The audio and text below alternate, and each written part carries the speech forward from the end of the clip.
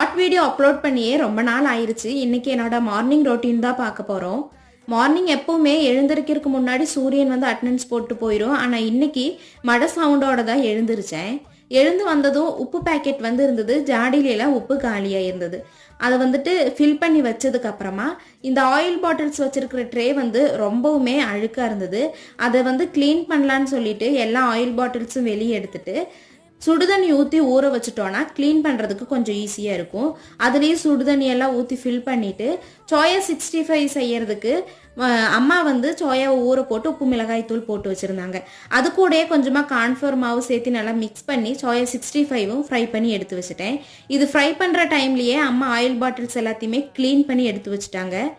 அதெல்லாம் ட்ரை ஆகின உடனே நானும் அந்த ஆயில் ட்ரேவில் எல்லாத்தையுமே அடுக்கி எடுத்து வச்சாச்சு.